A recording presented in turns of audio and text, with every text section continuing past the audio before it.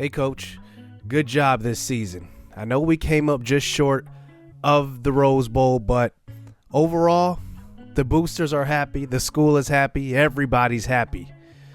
But you know what? It's all right. We lost to Oklahoma in that Rose Bowl game, but I think that this team going forward is going to be special. Good job building the team, building the coaching staff, all of that. We have some good news. We want to extend you a contract offer to extend your contract for 7 more years if you're willing. And there's some more incentives that come with that.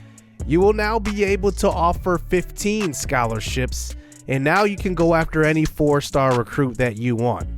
You do have to be careful, though, because offering 4-star recruit scholarships and they end up committing and they end up sitting on the bench, they could enter the transfer portal if they don't play. So you don't want to be mindful of that.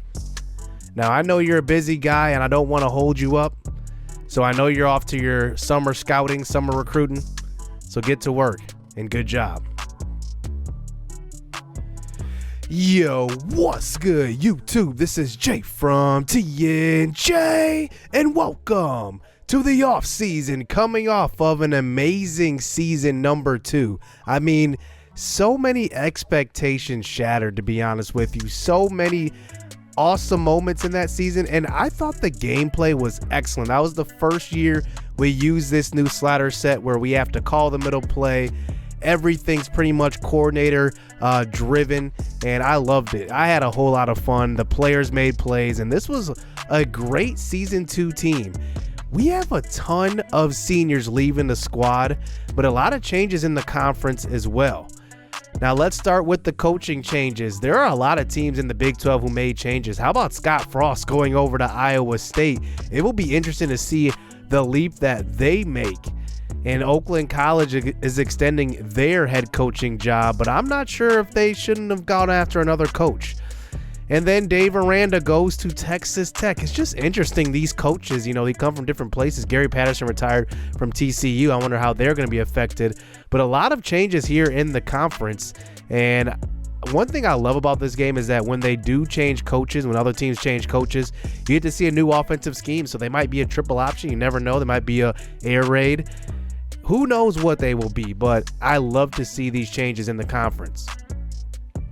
Now, talking about our seniors who are leaving, we have a ton of them. I mean, a ton of them. Starting with our quarterback, BJ Johnson. He shattered, I guess not shattered, but broke the record for most passing touchdowns in a season with 28. He holds that record until the next quarterback breaks it. Now, looking at our running backs, we will lose Adrian Johnson along with Jack Solomon, who was a senior. Also, Ryan Kovac, who actually scored the second receiving touchdown of this series. He graduates, and his only reception was that touchdown in season number 1. Mookie Richardson also leaves. He was a punt returner / kick returner. Also, he got in at receiver, scored 4 touchdowns in his career. One of the most underrated guys on the squad was Brian BJ Johnson. He didn't have the speed, and that's the main reason I didn't play him as much as I could have, but I think his speed was like 60. So I couldn't even do anything with him at tight end, but he was a reliable guy with good hands. He had good route running, good hands. We're going to lose some offensive linemen, and one is Samuel Drew, who had the best season I have ever had at right tackle. He gave up 3 sacks. That never happens. If you're like a guy like me who likes to roll out a lot, you know how many sacks you take, and they always credit the right tackle as giving up the sack. Samuel Drew was excellent. Sion Okafor also moves on along with Vincent Showcross. Those two were actually anchors on the defense. We're definitely going to have some big shoes to fill with them. Showcross had an amazing season in season number 1. He had 2 interceptions in season number 2. Had that pick 6 in the Rose Bowl as well. What a way to send your career off. And then looking at cornerback, this is where the biggest change happens in our secondary. We start with Jerome Henry, a lanky cornerback on the outside. He's been a starter for 2 years.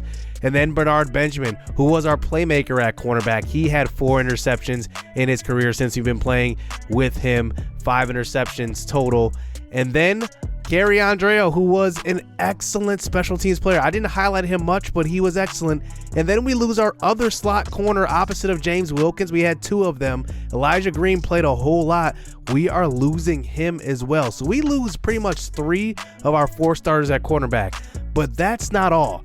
Free safety, Jaden Alcala, who had 4 interceptions in the first year starting, he graduates. Blake Starks, who graduated in season 1, he's gone. And then the All-American Tyler Ashley, he is also gone. So we have a lot of starters to replace going into offseason recruiting. So let's just recap who we have committing to the team right now. Tim Thomas is a decent defensive end. Now, I know a lot of you guys say that, he's 50-something overall. That's a bad player. What are you talking about? Well, here's the thing. I'm not going to take advantage of the game. I'm not going to recruit all these high 4 stars, high 5 stars, whatever. I'm going to develop guys. I'm going to recruit guys. It's realistic to recruit guys that are 2 stars, that are 1 stars, that are 3 stars, and develop them in the program. That's what we're going to do here in this series, develop guys and have them flourish, not as freshmen, but even as sophomores, even juniors and seniors. It's realistic. Some guys stay in programs a long time and they end up blossoming, their junior and senior year. Look at a guy like JJ Watt, went to 2 schools and it took 3 years in college for him to take off. So many guys like that across college football. It happens all the time. Baker Mayfield's a good example. He started flourishing once he went to Oklahoma. Before that, his career wasn't as good as nobody would have nearly thought. Joe Burrow was a good example. He went to Ohio State and then goes to LSU. Then his career starts to take off. So many stories like that in college football. I want that to be the story of this series. Now we go to defense and look at Whitley Crew, Clay Pettit, and those 2 guys will have impacts down the road. Whitley Crew has a chance to start this year. Stan McDaniels is a tight end that could be the future behind Mike Marone. We'll have to check that out. But we have a few running backs, starting with Darian. He was a scat back, and we'll see what he can do. Jamal Taylor is more of a power back. We'll see how he develops because he's a little slower. But Joshua Livenhauser is the best recruit that we have. He is an awesome do-it-all back. I'm excited to see him hit the field because I think running back is a position that we've definitely lacked the first 2 seasons. So we'll see. Keaton DeAndre is secretly my favorite freshman because I like guys with high finesse moves that come in right away. Now, I want to see that block shed go up. His pursuit is excellent, 85. So I'm guessing that, he's going to be excellent rushing the passer. We'll have to see if that block shedding comes into play. It's kind of low right now. Jason Allen, we need a right tackle to replace Samuel Drew, who only gave up 3 sacks last year. He has 82 pass block, which is excellent. He will probably be the starter at right tackle. And then Yusuf Saeed is a run blocking guard. He will be excellent stepping in at guard. We will develop him like any other player. Now, I wanted to add 2 guys from a neighboring state later in the season, and I added 2. Claude Wynn is a free safety. He has good speed, but the guy I really like here is Darren Baker. 6'6", 215. According to the Spark report that we saw on him, not here, but on the other screen, he ran a 4.4440, and he looks pretty good. Sea catching, and I think that, we can develop his other skills. And if he comes in with good catching, that's the one thing I'm worried about. Do not drop a lot of passes. So we're going to go all in on Darren Baker. I like him more than Claude Wynn. So we will see if that pays off, and we will advance on to signing day. So at signing day, Javonte Lewis was one of our custom recruits. He ends up going to Virginia. So we're not going to play Virginia this year, but maybe down the road we could. How about this? Claude Wynn ends up committing to CTU. I put 0 points on Claude Wynn. Now, I have no idea if the guys at College Football Revamped actually fix this in the game, when sometimes guys just don't end up playing football. They don't commit anywhere. That's the first time I've seen the bar not even halfway, and we still get him to commit. And then Darren Baker obviously commits. We were up 10,000 with him, but this was the best case scenario. We get both of these guys. Claude Wynn is going to be interesting. We don't have a lot of free safety depth right now. You just saw Jaden Alcala and Blake Starks both graduated. We don't have a starting free safety right now. So maybe Claude Wynn steps up right away. Who knows? So Jason Allen, the freshman, will go over to right tackle. We will make sure that he is there. We do have some holes on our offensive line. We have a lot of just weird mixtures of seniors and sophomores, which is interesting because we have literally 0 juniors on the roster and we have 20-something seniors. It's going to be an overhaul. especially going into next year, but this year was a big one too. We lost a lot of starters. So we are just trying to move people around here and figure out what we want to do. Now, I did not realize, but cornerback, we lost 4 corners. And we only have 4 on the roster right now, 3 on the roster. So we're trying to figure out who can be our 4th cornerback that we can add to this mix. And I decided to kind of sort everybody by coverage. And I did find Adam Shield, who is a linebacker. And he ends up being, pretty decent. So I ended up switching him over to cornerback, and hopefully his speed is not going to be a liability, but that is the biggest concern. A linebacker going over the corner, obviously he doesn't have the speed of an athlete that you would want there, but we will have to see how it goes. All right, so looking at training results, David Potter went up pretty well, to be honest with you. He is a very good overall sophomore pocket passer for sure, and I just like what I see from him. It's going to be an adjustment not having a guy who can't run, but I'm excited for the athletes that we have on this team. How about Kentrell Kraft? He's going into this year with 95 speed. He's going to be a guy that I want to get the ball in space, so hopefully the offensive coordinator calls some plays that will get them open and allow him to use his speed. Looking at the other guys, though, we have Jackson and Adrian Shields. All 3 of these guys are seniors. So we'll be missing 3 receivers going into the following season, but we're focused on this one, obviously. But that's something to keep your eye on also. We still have Flint Steele, who is a sophomore. Our offensive line actually improved pretty well, but we still need to recruit there. You see, we have 4 senior starters on the offensive line. It's going to be just an overhaul going into next season, so we definitely have to do some things this season. Bo Rocky goes into a senior year. He is excellent stopping the run. I absolutely love him on our defensive line. Obviously doesn't have the big sack totals, but he is excellent at stopping the run, which is something that is very, very valuable, obviously. Alec Robinson will be the sole pretty much defensive tackle. He rotated with Sian Okafor a lot the last couple of years, and those two kind of held it down. Now it's just Alec Robinson. And then with cornerback, this is a position I was really, really concerned with because obviously we have Adam Shield, who we moved over there. He is a slower cornerback now. 78 man, 80 zone, which is actually pretty decent, but that speed. And then the other guys improved pretty minimally, not, nothing dramatic. And then looking at free safety and strong safety, I'm not sure who's going to start there, to be honest with you. And I'm hoping that, some of our freshmen come in and make huge impacts. And then we end up being 59 at our roster size at the start of spring practice. So that's how we will look going into this season. So let's get into the spring practice a little bit. Now, I want to talk about the playbook. So we did actually switch up the playbook. I think last couple of years we went with Penn State's and we added some of the plays that Revamped added into their mod. This year we're going with TAMU. Their playbook, David Potter played more of a shotgun passing offense in high school, so I want to go back to that a little bit. I also want to run the football quite a bit. I'm hoping, I don't control the play calling, but I'm hoping that we do call some run plays. There is a look at the freshman Baker. He is going to be a guy that is going to be a big-time star, I think. Darren Baker, 6'6", can run with 90 speed. There's a nice throw to him. He's going to use his body to his advantage also. I'm hoping that, he can be kind of a deep ball, 50-50 ball type of receiver, and I can just throw it up to him, and hopefully he can come down with it. Now, I'm not really worried about David Potter's accuracy, but you can see in this practice he is missing some throws. But here's the thing that I am worried about, trying to escape the pressure. I can't do that same thing I did with B.J. Johnson last year. B.J. Johnson bailed us out quite a bit scrambling, but it's something that we're gonna have to get used to with Potter. He can make all the throws, though, that's no question, but here's our running game. Here is Joshua Livenhauser, one of the three backs that are going to get significant playing time. Livenhauser is kind of the most balanced. He has a good balance of speed, size, and power. And I think that he is going to be probably our number 1 on the depth chart going into this season.